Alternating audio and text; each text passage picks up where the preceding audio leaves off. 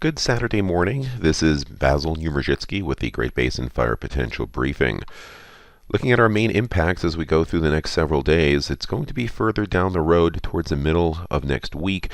We are expecting a return to fairly widespread thunderstorm activity, or at least becoming so after a few days of increasing activity coming in from the south and east. We'll have to monitor that very carefully for the potential of high risk. Still, some uncertainty in terms of how much rain will fall, how quickly, in which areas. We're feeling that our southern areas will moisten up quite a bit, possibly by Wednesday or so, but there could be some heavy initial attack early in the period. Of course, the further north and west you go, typically there's less moisture with some of this subtropical thunderstorm activity. Looking at precipitation over the past 24 hours, just a little bit over far eastern portions of Utah. We had some lightning that was right along the Utah-Colorado border, some isolated stuff over the mountains of central Idaho.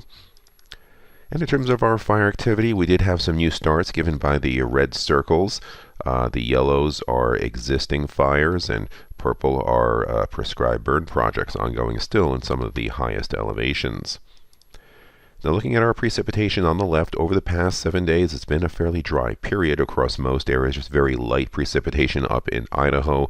Local pockets of moderate, somewhere towards a quarter inch or to a half inch over the mountains of central Idaho, and that was fairly recent.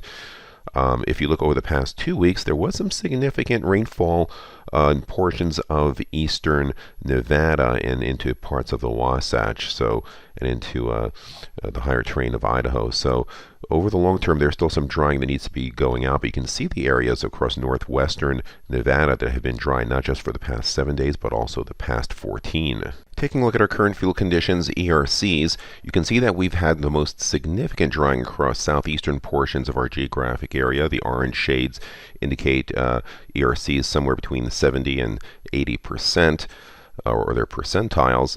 A bit further moist as you go further to the north and west, but still some drying ongoing across southern areas. We'll have to keep a monitor of these ERC and other fuel levels as we get closer to that thunderstorm activity towards the middle of the upcoming week.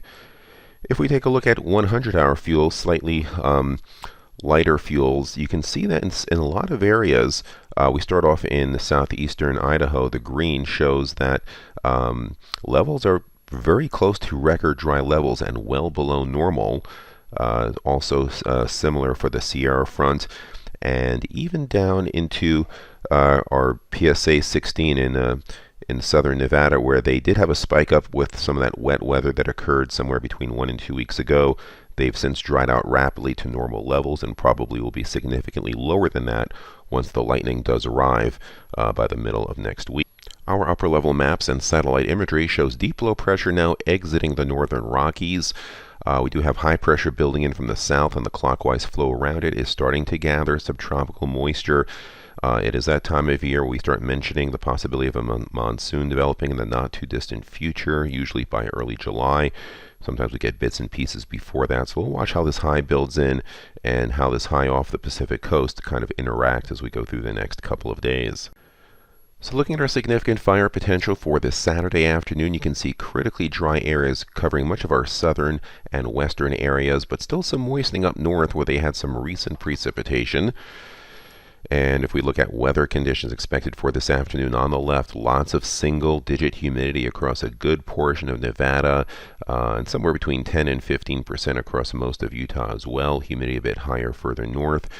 Winds overall fairly light. We're going to see a diminishing wind pattern, a change from the last few days as wind starts slackening off as high pressure starts to build in.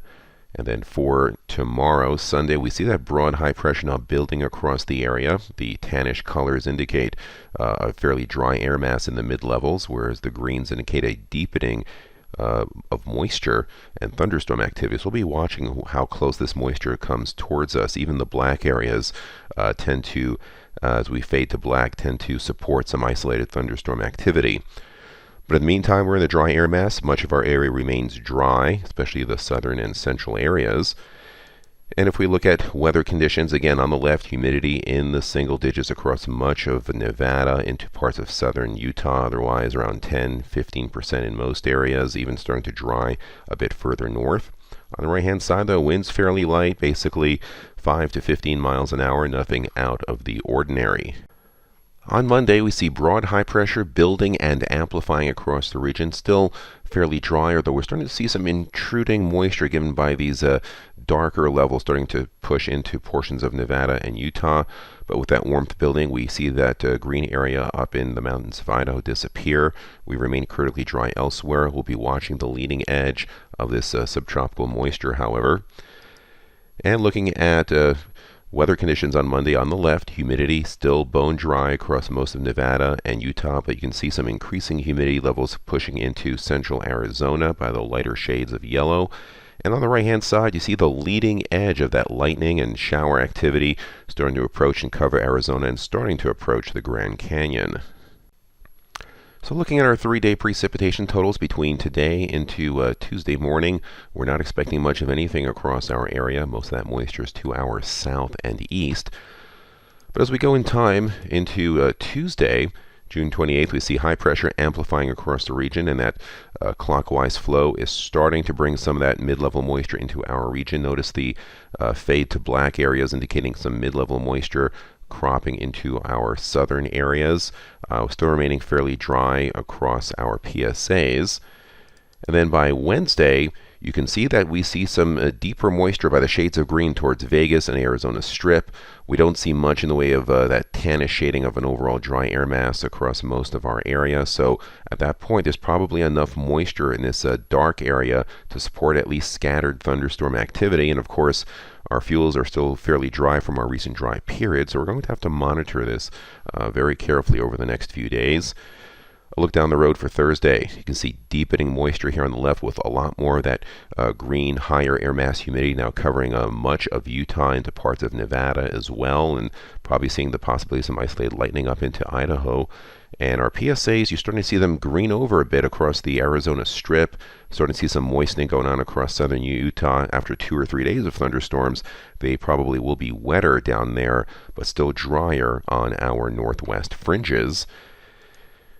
And on Friday, high pressure in place, still lots of moisture given by the dark and green colors, so we expect to see increasing chances of showers and thunderstorms, probably at this time becoming wetter instead of drier.